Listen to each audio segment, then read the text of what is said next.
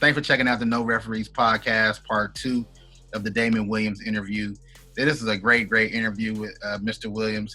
He talks about his entrepreneurial start in Subway and how that segued him to a life of comedy. He also talked about his upcoming show, Laugh Tonight, with Damon Williams on the new app, Urban Flicks TV, how that process started, how he got into his own production of his own show after almost 3 decades of being in the business. He also talked about his favorite comedians of all time. And Mr. Williams also talked about how hip-hop and comedy blend together in today's society. So, again, sit back and enjoy part 2 of this interview with Mr. Williams. Hope you have a good time. Peace.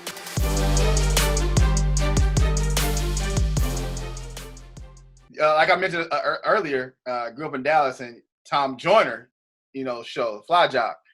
And right. So I was introduced to Damon Williams just for the Tom Joyner situation, on there. So, yeah, maybe before Tom Joyner, I probably didn't know who Damon Williams was. But being a guy from Dallas and grew up with, like I said, the Steve Harvey Show, Dallas, Fly Job, Tom Joyner, that's how I was introduced to Damon Williams. God bless Tom Joyner for all he's done for comedians in general. He's a big fan and advocate for comedians. He played when he was on there. He played comedy bits. He brings everybody on his cruises and family reunions, and he had rotating comedians on the show all the time. If you want to play it in Dallas at one of those Artist Improv or the Addison Improv, Tom's show would allow you to come and promote the show. So he's a big comedy fan and a big advocate and supporter of comedians as well. So I want to ask you about something that's kind of a hot button topic when it comes to comedians and actors. The whole wearing the dress situation. You got to wear a dress to make it, so to speak. Guys like, Kevin Hart, Jamie Foxx, some other guys that, have quote unquote wore the dress. First of all, have you ever been presented with the wear the dress situation? And if you have, what it was about, and what's your thoughts on the whole wearing the dress to make it? Man, that's a perfect segue, because me and Tom had this debate all the time. He firmly believes if you're going to make it in comedy as a black comedian, you got to put on that dress. He like, your career's here, put on that dress, you go there. I'm like, dude, I'm not doing it. So the closest I came to any situation like that, I used to do skits on the Jenny Jones show. And they had this one character, which I did do, was called Lil D, but he was like a cherub, like a tooth fairy or whatever, right? So, but I manned him up, you know what I'm saying? I put on I had a hoodie under a wife beater with my ball cap to the back, you know what I'm saying? But they still had me in the tutu joint, you know what I'm saying? But I had on, boots. So I manned him up, and it was this big. It was miniature, so it was like a cartoon character. I used to sit on her shoulder. I could fly and all type of shit. Then after that, this is when the dress shit came in. I came to the show. So each show episode on Jenny Jones had 6 segments. So they were so fond of me that they would put me in all type of just scenarios. So in this particular show, they had 6 characters that they wanted me to play. So when we came back for commercial, I'd be a different character. Well, the 5th or the 6th character, they had a blonde wig and a mini skirt and a motherfucking halter top. And I was like, I'm not doing that. I'm not that. They say, why not? It's funny, it'd be totally hilarious. I said, then you do it. And when I told that motherfucker, you do it, I think that was the last couple of weeks I was on the Jenny Jones show, because I'm like, I'm not doing that, right? Because first of all, I got a brother that couldn't attention at the time, and he watched the show, and he like, hey, man, it's one thing for people laughing with you, it's another thing when they laughing at you. So, don't let them play you, blah, blah, blah. So that's always ringing in my head. Plus, I'm a dude. So fast forward, Tom Joyner. We on the cruise, they do this costume nights, and they have all these costumes. So I wasn't part of the core cast. Like, I didn't have my own day at this time on show. I ended up getting Fridays as my own day. So I wasn't part of the cast costuming. But so happened Jackie Reed, who was part of the cast, had caught the flu, and she missed the cruise. And they were doing the cast of Boardwalk Empire. That was the theme of the costumes. And they have these elaborate costume designers, like to the T. When they did come to America, he was King Joffrey Jory, everything. The fur, the thing, the white, everything. This guy spends thousands of dollars designing these costumes for costume night. Well, Jackie Reed was supposed to be a flapper. If you know what a flapper is, back in the day of the speakeasy, the girls with the shimmy dresses, and they be dancing with the feathers and the thing around their head and shit. The speakeasy girl. Right. So somebody said, well, Jackie and Damon about the same size. Let's get Damon to do it. And so I came back there and they was like, yeah, we need you to do this. I'm like, I'm not doing that. Like, so, plus my father was on the cruise. So Tom, like, that's when he had the conversation. He said, man, every famous comedian is wanting to dress, man. You here, you want your career to go there. I said, I thought this conversation might be coming from some little Jewish man back in the corner somewhere at a dark Hollywood, office or something, not from you. He said, well, I'm pretty close to that. But I said close enough. But what I didn't know, and I never knew this to this day, that Tom had a senior partner in his company, and his name is David Cantor. And David Cantor is like the boss of the network because he presented the Tom Joyner Show, blah, blah, blah. So you would think, Tom Joyner Show is Tom Joyner Show, but ABC Network, Dave was that guy and he was the boss. And I never knew there was a boss over Tom that had anything to do with, how could there be a boss over the Tom Joyner Morning Show and Tom owned the company and all this? So I was ignorant to the fact. So he was back there too. And he was like, yeah, you should do it, right? And I don't know this dude from Apple. I think he wanted the cruise people that they brought in because we needed a white character, right? He the boss, though. Yeah, so I'm about to say, who the fuck is this trying to tell me? J. Anthony Brown was like, that is the man. Like, that is YT himself. I'm like, oh, damn, because I was about to lose my job over the dress. So what you end up doing? You had to I wear didn't the dress? do it. I didn't do it. I didn't do it. I'm going to tell you who had my back on it. Kathy Hughes, who owns Radio 1. Kathy Hughes. So, Tom, after we had this conversation, first of all, it was from a time standpoint, I had to host that show and then go host another show because they have all these multiple events on the Tom Joyner Cruise. And Tom's son is the president of the company. He needed me to be somewhere else. He said, first of all, he can't even do it because he got to be at the other Studio B or whatever we called it in about 30 minutes. So that don't even make sense. I said, I'm not doing it anyway. I had already decided that. So Tom had got have a couple shots of Patron. Well, he brought the conversation out to the audience and told the same story. I told him his career is here if you want to go there. And I said, look at man, first of all, my father in the audience, and I'm from Chicago. And Chicago was like, roll, because Chicago be everywhere. A bunch of Chicago people. And I said, plus Bernie Mac ain't never wear no dress, and I ain't either. So after that, Kathy Hughes herself walked up to me and said, I'm Kathy Hughes. And I'm like, I know who you are. I said, I'm Damon Williams. She said, I know who you are. She said, I was in there, and you're absolutely right. You're very funny, you're very talented, and you should never have to wear a dress if you don't want to wear it. And when she gave me my thumbs up on that move, I knew at least my job was safe. And I stood my ground. Hey, look, your bag was secure. You good. Right. I'm about to say, if anybody say something, Kathy Hughes said I ain't got to wear no dress. So there. One of my friends actually read a story and told analytics-wise that the guys who wear the dress get paid more money and get the bigger roles, so to speak. So I just wanted to ask. I know that's just a big hot button topic. I tell you, one person who said he regretted it and his career fell off after he did, that's Brandon T. Jackson. He said right after he did Big Mamas with Martin Lawrence and he threw on that dress, he said the calls stopped coming, the phone stopped ringing. He attributed to that moment where his career changed. I think if you do it in what context you do it in, like for Eddie Murphy, Rasputia was a bit much for me. Okay, in Norbit. In Norbit, yeah. Yeah, that was a bit much. Norbit's a funny movie. Yeah, but now in the Clumps, he played multiple characters, including the mother. Right. I see that, but just to go ahead and say I'm gonna do this whole movie as a fat woman, that's a lot. Even Martin, Big Mama was a character within the film. Right. You know what I'm saying? So it was an undercover role. That's if it's satirical like that, but it's still it's how they try to emasculate you in Hollywood. I think they feel like until it's a power thing. Until they get you in that dress, you still a rebel. You know what I mean? Right. And, well, hey, power and kudos to you, my brother, for not putting on that dress, never putting on that dress. Right. Because you've done some great things and continue to do some great things.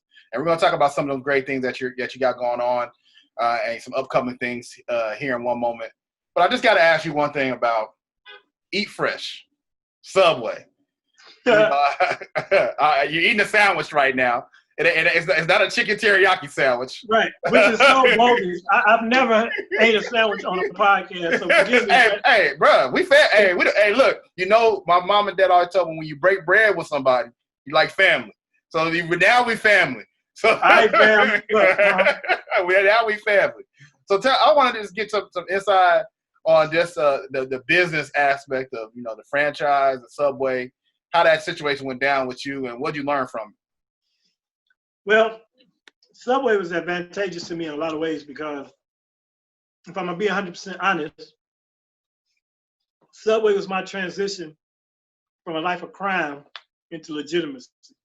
So I basically took ill-gotten gains and proceeds and washed it through opening a franchise, which was my intent. You know, I was selling this and that in the streets, a little weed, little extra things, couple other things. I ain't gonna go too deep in it. But you know, even my father had a conversation with me because he knew I was popping up with too much merch. You know, I had 3 or 4 cars, and I had a job the whole time. You know, I worked at City Hall the whole time, but I was still had my, you know, my hustle. And he said, you need to find a way to maintain your lifestyle without jeopardizing your freedom. And that rung real deep. But I always had a purpose. I wanted to be an entrepreneur, and I wanted to own my own business. And the only shortcut I saw was side hustle. You go to work every day, get your paycheck for 40 hours. It's hard to invest that into something and still keep your lights on and such. So no justification, just my route. That's what I took. So kids out there, you know, don't do what I did, but did what I did. So I took that and I researched franchise. I was on a flight and I was looking at Black Enterprise magazine. To this day, Earl Graves Jr., who was the publisher, just passed recently. That magazine, that flight changed my life because I wanted to do a franchise, and I had a situation where I was going to do a local franchise in Chicago called Solomon's Fisheries, which is was owned by Seal Johnson, who was Selena Johnson, the singer. He's her dad, and he was a blues singer. He made a song called Fine Brown Frame, if y'all want to get a reference. But anyway, he had these, you know, it was like a clean living fish thing situation where it was fried fish, but it was like, you know, with fresh ingredients, blah, blah, blah. And I was really hell-bent on that because I was trying to get a Harold's. Harold's wasn't taking new franchises. So I found Solomon's. But then when I got through the whole process, I took a leave of absence from my job, found the location, had met with Seal about getting a franchise, went to get the lease for the location in Hyde Park, Chicago, and they vetoed the lease because they found out we had fryers. And they didn't want it for insurance purposes. They didn't want deep fryers in the building. They didn't want the smell. They didn't want the fish. They didn't want my black eggs. And that's really what it turned down to. Let's be honest about it. So I went back to work. That was in September. Went back to work for another cycle. And then the spring came around. I had found Subway, and it was like the top 40 franchises for blacks. And it was like with low startup costs and blah, blah, blah. They had done all the research and laid it out. I had never heard of Subway. So I researched it. I applied. And, they accepted my offer to be a franchisee, sent me out for training.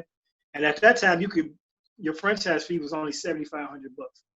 Then you had to have another 40. You have to show assets or cash liquidity of $40,000 for the build out of the store.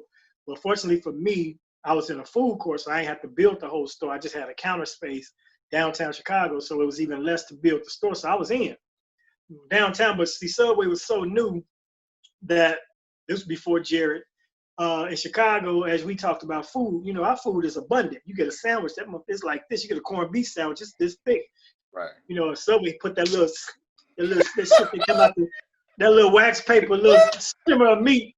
And even my homies was like, man, I want to support you, man. But ain't no meat on here. I mean, double portion, triple portion. Yeah, you know, you can't tell me extra for a sandwich that ain't got no meat on it already. So I was in heavy competition with Mr. Submarine directly across the street. Then a place called Fantano Subs. This is on Lake and Wabash downtown. They came down right down the street. I was right across the street from Harold Washington College, which should have been a magical, you know, place, but they went to start going to Fantano's, and they was having student discounts and big old sandwiches, and man, I was losing money like a mug. So the good thing that came of that, though, is that's where I met my son's mother. She worked across the street, so that's how my son was born. And that's where I heard about All Jokes Aside, the comedy club, because based on some customers that were Subway customers, they were talking about open mic. And right as my business was starting to fail, I heard about All Just Sad, and I went over there and did the open mic, and that's how I got into comedy.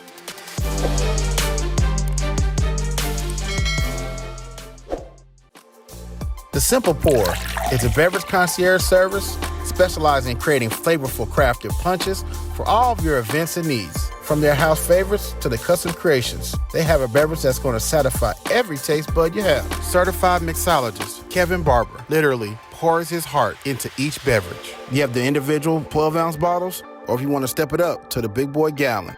Some of the heavy hitters on the menu include To Kill Your Blues with that fresh citrus, fan favorite Green Goblin, and my favorite Henny Punch. No Referees Podcast and The Simple Pour have mixed up a new drink for you. Enjoy.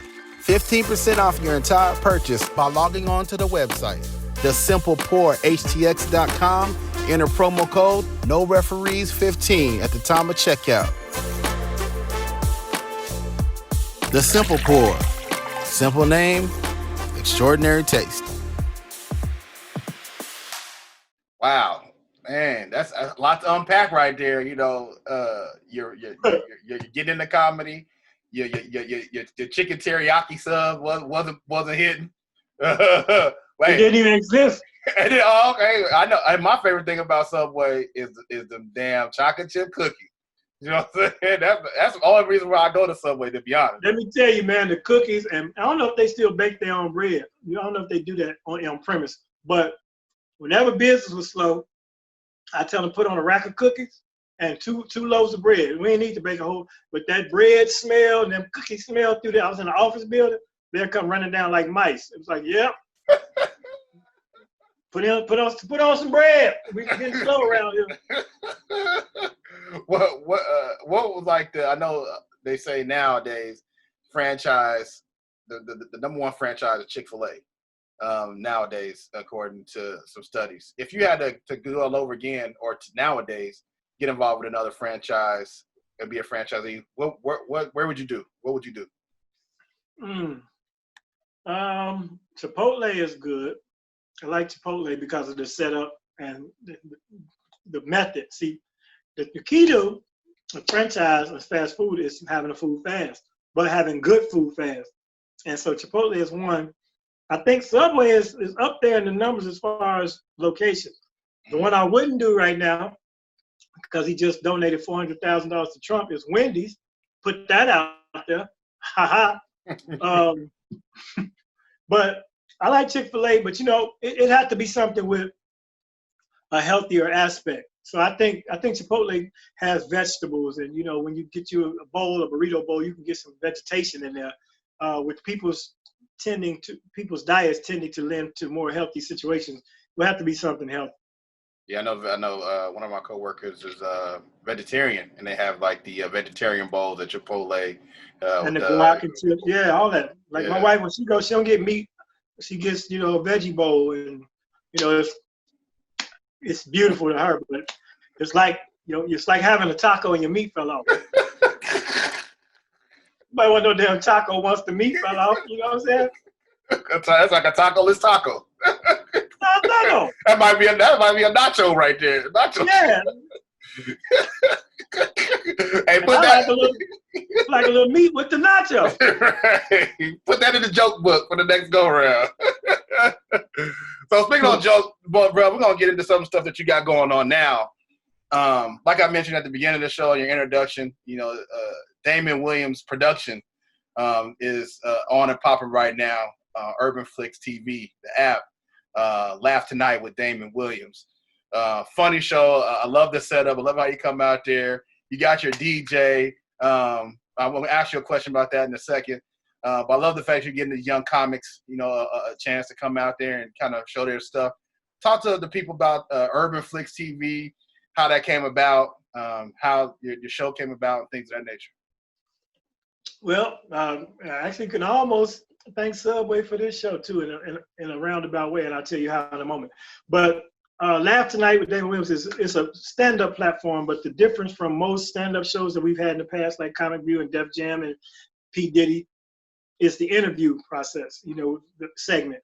We sit down, we delve into the comic's life, and they kept snippets of the best parts of the interviews where, you get to know who this comedian is prior to you seeing his comedy. And I think that's important because a lot of times the guys are telling their story. And, if you feel like a greater sense of that person, then you can relate to the joke more. That I'm proud of. And that was the element that I insisted upon. In fact, in the second season, because this first season we got kind of rushed. And luckily we just got it wrapped right first week of February because it was right before the whole shutdown happened. So there was supposed to be an additional element where I was going to interview A-list comedians. I had lined up Cedric the Entertainer. These are commitments that people said, yes, Sid, Tiffany Haddish, JB Smooth, D-Ray, Dion, which was his idea, because a lot of those guys have Netflix deals, so they couldn't do the actual stand-up on my show, but they agreed to do the interviews. So I was going to do stuff like that as an additional element. So after the end of the 3 comedians that you saw with their interviews, there'd be a 5-minute chat with Sid or a 5-minute chat with JB Smooth. So when we do season 2, hopefully we'll get that element shot. The beauty of it is, even before I had a platform of my own, I was kind of a conduit from Chicago to Comic View, because once I won my competition back in the day, Comic View back in the day used to be a competition. I had a relationship with them, and so I started doing a joint audition with all the Chicago comedians so that they could all see one tape versus them going through all the tapes that get sent in. And this was the Chicago tape, and that would lead to 25, 30 comedians per season making it on Comic View. So I gave a lot of cats their first television exposure, including D-Ray Davis, who was one of my proudest proteges, so to speak. And he is actually the mentor to Lil Rel. That's the class after him. That he helped, a lot of my friends and family say me and Lil Rel look alike. Yeah, I can see it. Yep. You just have the same laugh, it'd be crazy. So anyway, long story longer, the Urban Flicks Network approached me because I had a personal relationship with one of the executives, the primary guy, the money guy, the executive producer, Herb Kimball. He is my son's mother's cousin. So he is my ex-wife's cousin. Her brother and I are real close, and he kept trying to relay to me that, he got a cousin, Herb, and Herb trying to do a movie. Herb's whole idea, he wanted to do a movie. He had an idea for a movie with Cat Williams. And he didn't want to do this movie unless Cat Williams was in it. And he kept saying, do you have a connection to Cat? And this was right when, a few years back when Cat was, going through them episodes. I mean, not when he fought the little boy. I'm talking about back when he was showing up high at the shows and, blacking out on stage and going and getting arrested every other week. And no disrespect to Cat, because he a genius and he a genuine dude, man. Much love to him, but he had went through what we publicly saw him going through. So it was no reaching Cat. I had people that was in his camp, then they wouldn't be in his camp. Or they was working for him, now they not working for him. So I ain't have a direct contact. So I never even approached him with it. Plus, I felt like, dude, you ain't got no Cat Williams script money, come on with that move, right? I was so wrong. So fast forward, now not only does he want to do a movie, he want to do original films and TV series, including a stand-up show. So they actually approached me because one of the basketball wives was supposed to be the host of this comedy show, and they had a treatment written up for it and everything, but she didn't want to do her character. She has a character she does. I'll leave it at that. And so she didn't want to do the character, and she was being too busy, I'll put it that way, to get back with them in a timely fashion. They was ready to roll. So I was already going to be a consultant on that show to help them find the comedians, and I was going to have a position in that situation. And of course, I probably would have taped as one of the comedians. So when that was falling through, he said, man, you got any ideas for shows? I'm like, yeah, mine. So let's do. I had the title, I had the premise, I had the interview process, and then my point of doing the celebrity interviews was not only to give more notoriety to the show and bring their followers in, but also the fact that I know a lot of major comedians know that their content, their stand-up is worth too much money to be on my little show. You know what I'm saying? When you got a Netflix deal, you could do a special. That's what they was giving out. The 20 million for Chris and the 20 million is Chappelle. So everybody thinking they at least gonna get the little 500,000 Monique offer. Right, heard about the Monique offer, huh? Yeah, they at least get the Monique money. I ain't got nothing. So I felt like the happy medium was you get in advertising. I can still say, this show will feature Cedric the Entertainer. This show will feature this other person because they would, in fact, as a favor to me, be on the show. So that was gonna help with the marketing of it. this network, Urban Flicks, is just launched May 1st. And they launched without even all the shows ready. Like our show wasn't even ready because the network is so new, but they wanted to get it out.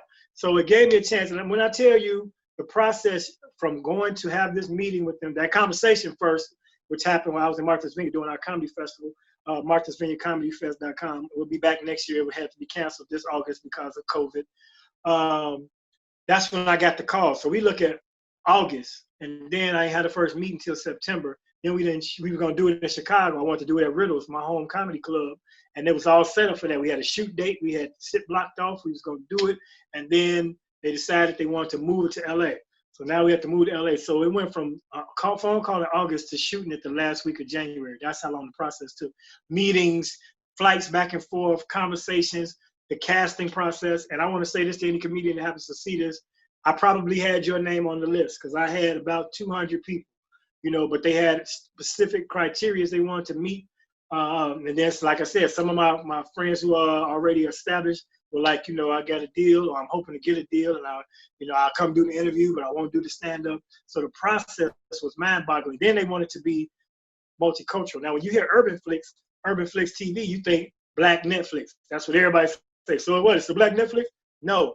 Urban Flicks, their tagline is redefining urban, which means it's multicultural. So now I got to have different facets of life. I got to have people from all walks of life, whites, blacks, Hispanics. I have Eastern Europeans.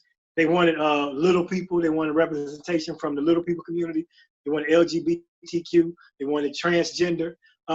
So, you have to go through all of these hoops to get down to these 24 comedians that I got to.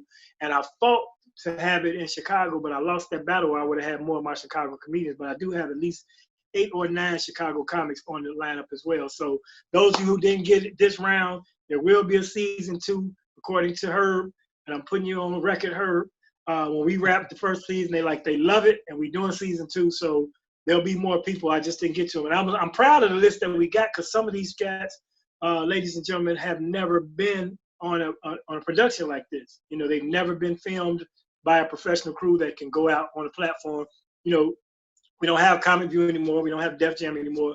We don't have Comedy Central because they don't, there's no stand-up show that we could do at the time, but I think they might be running more stand-up now too. So I'm really proud that this is going to introduce you to a new wave of comedians, and the diversity of it and the different types of humor is going to be great. Get the app. It's a 7-day free trial whenever you sign up. It's urbanflix.tv. Yeah, urbanflix.tv on Instagram and everything else you look for. And look for the clips. Get somebody, and then go ahead and do it and share your login like y'all did Netflix when it first came out. Run that boy. I need people to see it. You can subscribe later. But there's other series on there, man. Marcus Houston got one called Howard High. The Ray J and Michael Jai White have a series called Pump. There's some original films, and then there's acquired content. So it's not just my show; it's a full-fledged network just launched. Get that Urban Flicks, man. Yeah, hey, look, it's only $4.99 a month. Y'all boys, y'all spend more than that at Wendy's and Chipotle, like you said. Yeah, you go to Chipotle and get a meatless taco for a meatless nacho. Yeah. So I want to ask you just about the casting process, like you said, because one of the gentlemen on the show is from Hawaii, and I just want to ask, like, behind the scenes, like, I want to know because like American Idol, you see like the different things they bring the people in, do the cast in front of and then they move them on. What is the casting? What was the casting process like for you being behind the scenes, having to pick these certain comedians? Well, what we did is, like, we started out, man, like I said, with over 200, because I did my own list, my master. I'm like, these are the people. And what I did for that, to have diversity, because I don't know all the comedians out there, and I don't know a lot of mainstream contemporary comedians or white comedians or people that are not in my genre or that are not in my traveling circuit. So I went online. I started looking people up. I looked a lot at the Laugh Factory. Hollywood Laugh Factory has a lot of comedian, a lot of comic content, so you should check that out. And I just saw people who had a lot of hits and who had that energy and that swag. So I had my whole list. Plus, I know so many comedians, so many people that I really wish could have got on. A lot of my good friends are not on this show yet. So what I did is I submitted them all, and then they said we got to pare this down. Then they got to pare down from the pare down to the actual the pockets, the different categories, the pigeonholes that they had to fit. So when we got to that process, me and my girl Phaedra from casting and Natasha, there was about 3 of us that had to come up with our own final 24. And of the 3 of us, of our own final 24, they basically tried to narrow it down to each one of us gets 8. So that's how we got to the 24 comedians. Well, I had 8 or 9 Chicago comedians. I ain't even filled in the other diversity. I got to get my people in there first. So I probably was personally responsible for selecting of the 24 that got on there, 20.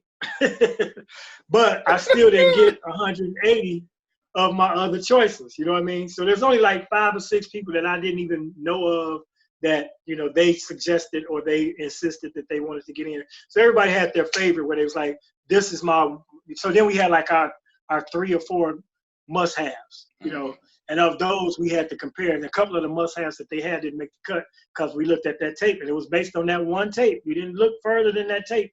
If that tape didn't speak for you at that particular time, we was under the gun, then you will see you next year, because your shit have to be what you had posted online is very important. People, be selective of what you allow to be online. For one, your content is valuable. So what will happen is if a network decides they want to book you for something, if it's 8 different sites online, then we figure it's been seen already. So we're not bringing something to the public they haven't already seen.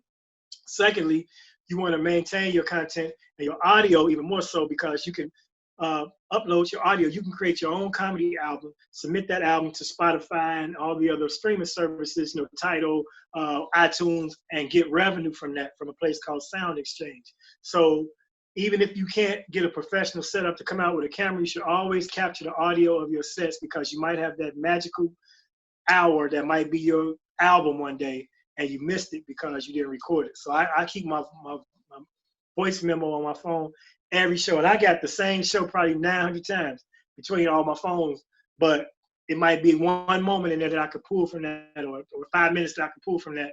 And you have an archive and you can make you some revenue, because we found out now from this COVID situation, if they close all the clubs and there's no live entertainment, you need another revenue stream. So if you got albums up and, Red Fox still earning money for his estate from his albums, that's how far back that goes, because they plan it. So that's just a little tidbit. But it's also important that you don't overexpose yourself online, because, like I said, you're giving away your content. And secondly, nobody's going to pick you. But be selective. Sometimes you don't want to put your best out there, but your best might be the only opportunity people have to see you, and you just should be able to come up with better or more good moments like that. But you need what's online to be something that's definitive of what describes what you do. So, because what people do, and I don't understand why they do it, people will go online when they see you coming to a comedy club, they go to YouTube and see your jokes. They will see what kind of jokes you got. Well, why are you going to sit there and watch 15, 20 minutes of my set and to come to the show and then leave? Well, I had seen that one on YouTube. Because you watched it. If you ain't never seen me before, why would you want to spoil your surprise and think that every comedian going to have a whole new hour of jokes? No, that's not how comedy works. We write an hour worth of material. That material circulates the country. For me personally, it'll go around at least 2 years, twice. So if you come see me in, say, June of this year, by June of next year, when I come back to your city, I'm probably still using 30% of that show. You know what I mean? I might have 70% new material, or I might freestyle, 10, 15% of that time. But I still got my core base, because everybody ain't seen it yet. But if you sit there and watch it, now you done ruined the whole situation. It ain't like going to a Maze concert or going to see, Drake and you already know his songs. This is jokes. You need the surprise element. So stop doing that. Don't go watch somebody's whole shit and then wonder why you know their whole shit, because you watched it.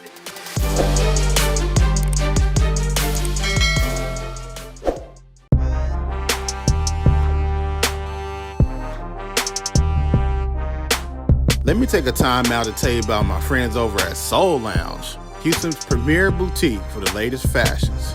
Chinatown Market? Check. BBC? They got all that. Adidas? Man, they got all of that stuff too. The swag, the footwear, Yeezys, man, they got everything. No Referees Podcast and Soul Lounge has partnered up to bring you a special offer for listening to this episode. Go online to soulloungehtx.com and enter promo code NO RULES to get 20% off your entire purchase. That's No Rules, All one word, all caps.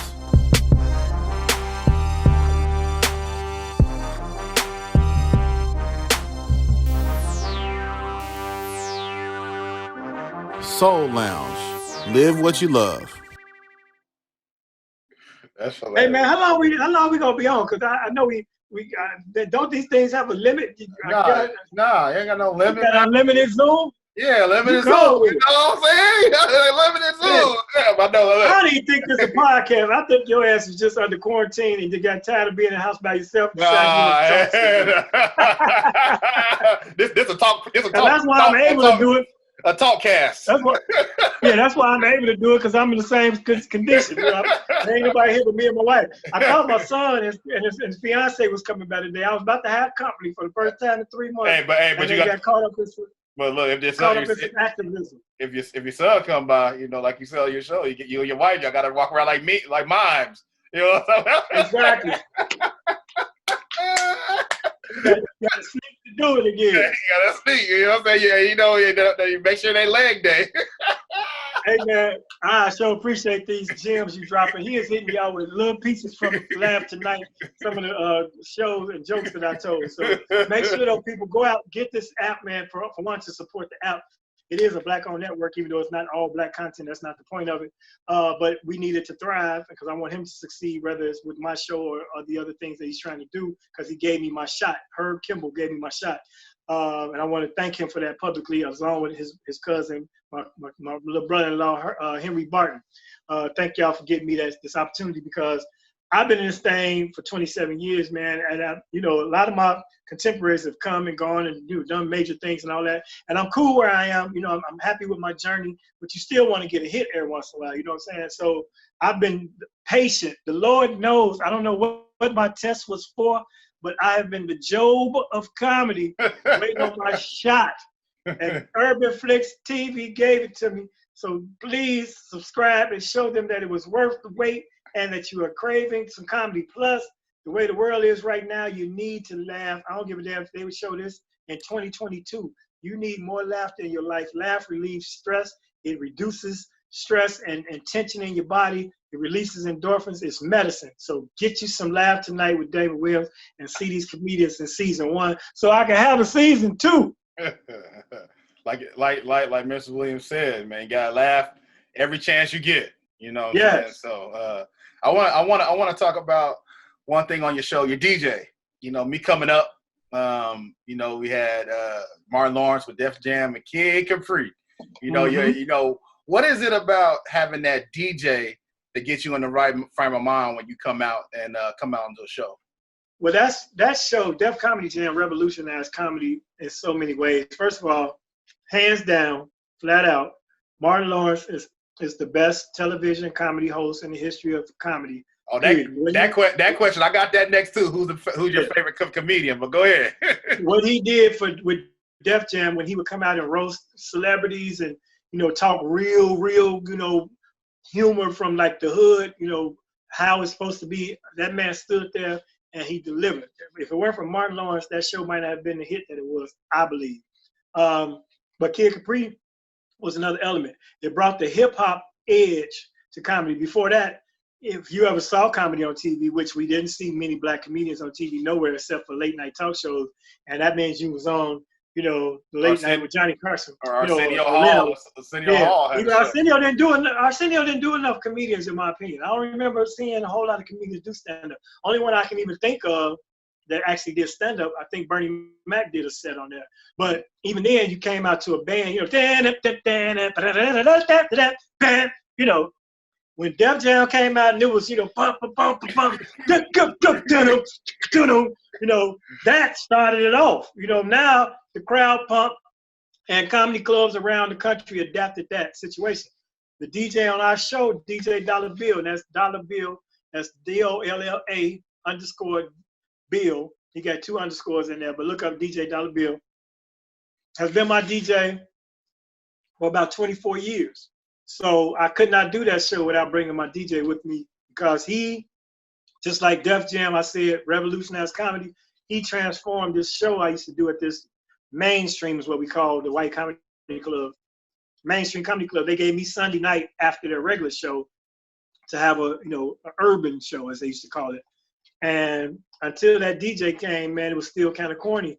But Dollar Bill turned that place around, man. So the DJ element, unfortunately, on broadcast television, unless you pay for licensing, you can't play the actual song. So the funny thing is, you'll look at somebody special, and they'll come out, unless they spent that bread, they'll come out and you be like, yeah, and they'll say something about the song. You like, that wasn't that. I don't know what he doing all this for. It ain't even on this beat. So what happens is they'll play the real song to the audience, and then they'll dub over it with a generic track because they don't want to pay for the licensing. But music is integral for us when it comes to everything we do. So, and comedy is no different. Wow, I mean, that's yeah. I'm on my second course now, man. I'm doing orange slice. We almost. Hey, look, I got 2 more things to hit with you, brother. I didn't know it was gonna be this long.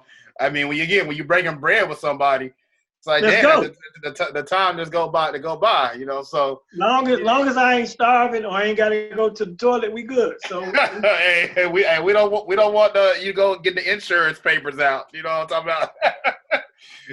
So another one of my punchlines. I feel it. So I want to ask, you mentioned gyms. You mentioned Herb Kimball giving you the shot and move up in this ring, saying, look, I'm Chicago, people honking horns and stuff out there in the street. Talk about, you got an upcoming movie coming out, White People Money. Talk about, right. How that movie role came about for you, and what you learned in that process. Well, it's an independent film. Mark Harris Films. Mark Harris is a Chicago filmmaker. He gave me one of my very first early cameos in a movie. Movie's called I Used to Love Her. And I'm in the opening scene. I play a cheating boyfriend who got caught. My girl come home. I got somebody in the house, and she busts in, and then she storm out, and that starts the movie. He came back and got me for this one. This film, White People Money, is about a rich benefactor, without giving it away, made a couple rich, and then all the things that people have to go through, like if you hit the lottery, so to speak, especially if you're Black, and how people get at you trying to get money. But it's like $1 billion, so it's like white people money. And we ain't just rich, we got white people money. So he gave me that role, man. He had a role in mind for me, and he just gave it to me. That's the thing. My acting career would have been further along much sooner had I been a good person that auditioned, but I have an anxiety about auditioning. Still to this day, I still suffer with that at times. It's much less now, but so I've blown a couple of opportunities to be in movies. I didn't audition well. What movie? Give me a movie that you like, damn, I could have been on that. Give me that movie. Barbershop 1, Roll Bounce. These are movies that just were filmed in Chicago. And there was another, and the series Soul Food. They didn't give me an audition, but the casting director had me come in, and she just said the part she had me in mind for. Let me tell you, this is really funny too. She said they were looking for somebody with more of an edge and presented more danger, right? Now, I done told you my history, my story, and I come from the streets and I sold these things, and I got a bullet in my leg, and I'm from Chicago, but I didn't get the part. But back then, I was a little bit lighter as far as weight wise, so I wasn't intimidating. I'm already not tall, but I was skinnier, I say. So she said he has an aura about him, and I like him, but he's not good for this role. We're looking for somebody with a little more edge, a little more danger. Well, it turns out that role was Lim on the series Soul Food, and they gave it to Darren Henson. Now, Darren Henson, if you don't know who he is, right after Soul Food, he got this part as this tough guy, came out with Darren's Dance Cruise. Well, I got out gangstered by a dance instructor. Oh, wow. That's and no diss to Darren. He buffed out, but he ain't no gangster, he ain't no thug, you know what I'm saying? He a dancer. So basically, it was that casting director's fault for not knowing your real history. She ain't asked the right questions, man. Right. I should have came back with a hood on, with a mask, and robbed her ass. And then when I gave her money back to lace the hoods, I'm like, see, now I feel dangerous. That's funny, man. So talk about the radio show you do in Cleveland. On Tuesdays and Thursdays. Now you're doing everything remote. Yeah. Talk about that. How'd you start that thing? That's a Chicago guy, Sam Silk, WZAK, Z like zebra. WZAK in Cleveland. You can go to WZAKCleveland.com to hear his show live. Sam Silk, he's on from I guess it's 2 to 6 Eastern time, 2 to 6 Eastern. So it's middays, afternoon drive, I should say. And Sam is a Chicago guy, and he went to Cleveland and made a name for himself, and he got a couple of franchise restaurants out there, Sam Silk's Chicken and Fish. And so he just hit me up like, dude, I know you done with Tom Joyner, but if you're not affiliated with any other, contract exclusivity, would you do this feature on my show? I was like, well, what you want me to do? Like, whatever you want to come up with. So I had a feature on Tom Joyner. It's called That's What I Think. And so I don't know if they have proprietary ownership of that title. So I didn't even name it that. I just called it Damon, What You Think. So it's my opportunity to riff about the day's top stories or whatever's on my mind. And I do it every Tuesday and Thursday, 2:15 Eastern. Like I said, you can hear it live, WZAKCleveland.com. But I love doing radio. I loved my exposure with Tom Joyner. Before Tom Joyner, I was the local broadcast guy for Duck Banks. May he rest in peace, on his 106 and Jams afternoon show. And it was nationally syndicated. And I think radio is very beneficial to comedians because it's still a way to attach to the audience. Like you said, you became familiar with me through the Tom Joyner show, and that's from me having that exposure on radio. A lot of people who didn't see me for years after Comic View or P. Diddy was wondering if I was still doing it. Then I started jumping on Tom. They're like, oh, yeah, he's still around. I had never stopped. I just was doing the college market, but, out of sight, out of mind. So that reestablished my relationship with my comedy audience, and that's how I was able to get into those comedy clubs and chains and such. Now, you asked me about my favorite comedian because, if you don't wrap this up, I am in a minute. That was about to be wrap it up after this, actually. I'm messing with you. It's hard to pick a favorite, but I can tell you, during the quarantine, I've been doing some mashups where I was doing comedy battles. After they had the music battles, I said, well, we should do some comedy battles. So the first two I did was Richard Pryor, Red Fox, and Chappelle, Chris Rock. But in doing that, I had to go through a lot of clips to see which ones I wanted to use. And I already knew this coming up as a child, that Richard Pryor is the greatest. But it reestablished my relationship with his humor. Richard Pryor will always be my favorite comedian. He'll always be the best comedian. If you're gonna say of all time, that's my vote. I think Eddie Murphy's more talented because he did impressions and he had swag and this, that, and the other. So he's my second. He was my influence. He's the reason why I'm doing stand-up, because I saw Delirious and I just fell in love with the art form. And that's when I decided I wanted to do it. He had a big influence on my early comedy, my mannerisms, a lot of that. So shout out to Eddie Murphy. I still haven't met him yet, not personally. But I think we don't have enough footage on Eddie. He got 2 specials. If you think about it, he got a lot of skits, with Saturday Night Live, but he only got 2 specials. The Richard Pryor I got a box set of CDs with Richard Pryor, and Red Fox got even more than that. And Richard Pryor and Red Fox both started out doing clean comedy. There's examples of them being super corny, like trying to be on the Ed Sullivan Show, and back in the day, the Johnny Carson, that type of comedy. Eddie too. But Richard Pryor was the most creative, the most honest, and the most socially active comedian. Dick Gregory is another great that filled that lane. But Richard Pryor is my favorite comedian because he's the greatest, period. Yeah, I'm a big fan of Richard Pryor because one of the very first movies I ever watched back in the day was Toys, that he starred in, and obviously Harlem Nights. For me, I'm in my late 30s, so I didn't really, I didn't really, before those days, me being, in 1990. I'm gonna need you to do one thing, and I have to cut you off even before you talk about damn Toys. You need to watch Which Way Is Up. Richard Pryor played 3 characters in that movie, way before Eddie Murphy. He played himself. He played his main character. He played a preacher. He played an old man. And it's hilarious. All and right. Before that, he was in Car Wash. He was in Lady Sings the Blues with Diana Ross. So he got a lot of diversity. Bingo Long, Traveling All Stars, and of course The Wiz. So go get Which Way Is Up, man. Have you ever seen it? No, I've never seen it. Mm-hmm. you'll be a fan. Thank you for it. I want to hear about it. So did Eddie Murphy do like the different characters like coming to America and trading places because of Richard Pryor did it prior? No, I think that was his natural talent because he did skits. You know, he came from Saturday Night Live, so he already had the training for it. Plus, he's so multi-talented that he had to do more than one character. You know, Richard Pryor was all over the place. I just want to thank you for coming on No Referees Podcast, sharing all those great stories. Man, that was a lot of gems right there, man. I appreciate you taking some time out. I apologize. My wife said that was very long.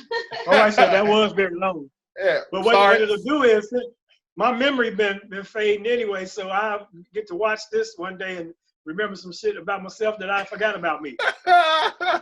put it on long, put it on repeat. Yeah. Everybody out there, please go follow Mr. Williams' IG page at Damon Williams Comedy. Follow his Twitter page at Damon Williams. Please go check out Urban Flicks TV, host a Laugh Tonight with Damon Williams, a Damon Williams production.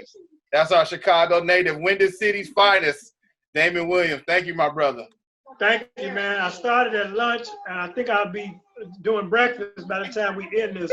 But thanks for doing your homework, man. You was prepared. You looked into my history and things like that. And there's nothing better than what you did when you be prepared for an interview like this.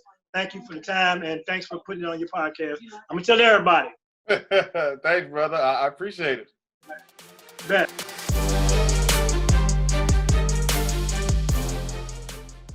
Thanks for checking out part 2 of the Damon Williams interview. So funny and so cool to get all those inside stories about entrepreneurship, how he segued into a life of comedy, this new app, Urban Flicks TV, his new show, Laugh Tonight with Damon Williams. Thanks for checking out the No Referees Podcast. Peace.